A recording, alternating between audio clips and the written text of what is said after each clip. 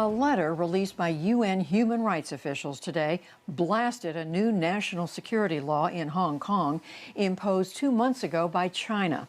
And with its now customary fire, Beijing shot back, telling the UN to, quote, stop meddling. Special correspondent Divya Gopalan tells us now what has changed in Hong Kong and what has not.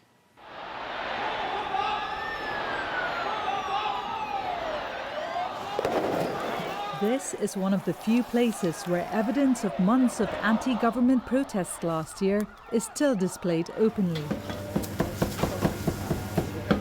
The Yao Lei Fong restaurant is known for its traditional roast meats and a timeline of the 2019 protest movement. But look a little closer and you'll find black tape covering the slogans that became the anthems for the protests. Restaurant owner Jerry Chong says they've obscured anything which could be defined as subversive after China's Communist Party imposed a wide-ranging national security law on July the 1st. Not a single person could tell us or define what was against the law. What can you say, what can't you say? It's really hard to say how I feel, but there's fear in everyone's hearts.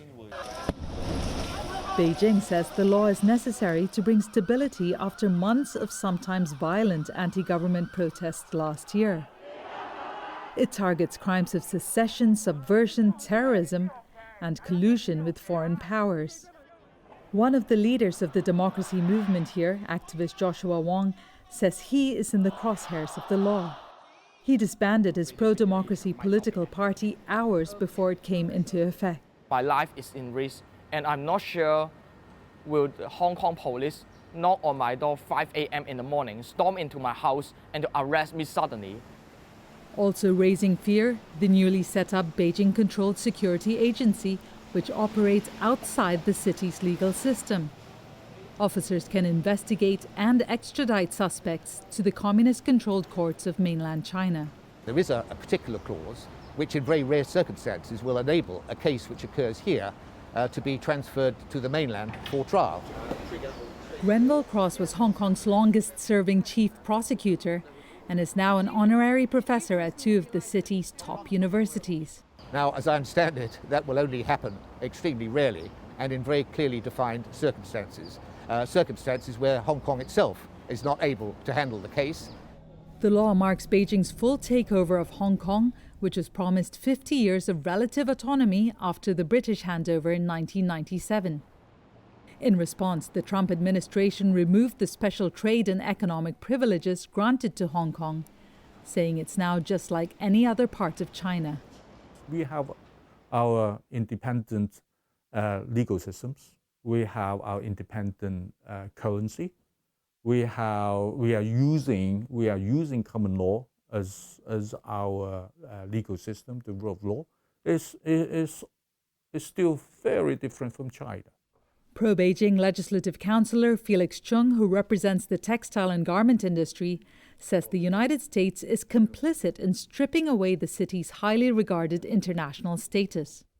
I don't think Hong Kong is changed by that law. Hong Kong is changed by the international conflicts, especially between US and China.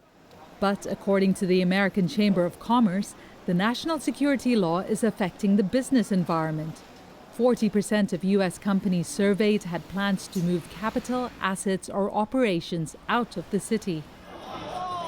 Police can raid premises without a court warrant, and they can order internet firms to remove content or seize their equipment. Online media giants like Facebook and Google say they've stopped responding directly to data requests from the Hong Kong police. A number of activists, students and protesters have already been arrested for social media posts. And with no clear wording of what is exactly illegal, any activity, secessionist, demanding independence, saying Hong Kong is not China, could be prosecutable. At stake is the city's freedom of speech and vibrant media industry, which doesn't exist anywhere else in China. According to the Hong Kong government, the national security law targets only a small minority of lawbreakers. But it has triggered widespread unease. We've certainly felt it while putting together this report, with a number of previously outspoken figures on both sides of the political divide refusing our interview requests due to concerns that what they say could potentially be used against them. Although it is here in the local press where the most chilling effect of the new law can be felt. The Apple Daily is the city's most read pro-democracy newspaper. On August 11, 200 police stormed the newsroom in a raid that was live-streamed to a shocked city. They arrested top executives, including the paper's billionaire owner Jimmy Lai, who has strong ties in Washington. He faces charges of colluding with foreign countries, a charge he's told the NewsHour late last month that's open to interpretation. They are very strict about collusion with a foreign power. Even now, accepting your interview could be collusion with foreign power. So I have to be cautious of what I say, So this is the fact of life here now. The political landscape is also rapidly changing after a dozen Democratic candidates who do not support the law were disqualified from Legislative Council elections. Then, in an unprecedented move, the September vote was postponed for a year. Authorities say due to the pandemic, but the opposition says it's to wipe out Democratic support. Art, culture and academics are also under pressure to become more Beijing-friendly. Public libraries have pulled books by democracy advocates, while many publishers and bookstores have started self-censoring. Bookshop owner Daniel Lee says there's still demand for books about the protests, and he'll keep them on the shelves as long as he can. The greatest worry is surely that they come in one day and tell me that those books, even there has not been a book list, are banned from being sold, and I've already breached the law. On the streets of Hong Kong, there are still pockets of defiance, even as it's adapting to the law. Lennon walls, named after the singer for their messages of solidarity and democracy, were a distinct feature of the protests which disappeared when the law came into effect. They are now sprouting again in many places across the city, this time as a blank mosaic. I would say that national security law tried to kill Hong Kong, but it can't kill Hong Kong people. With the spirit of Hong Kongers, we will continue to resist and fight back. A message that while Beijing can force the city in line with the rest of the country almost overnight, it will take a lot more than a law to change the people of the city.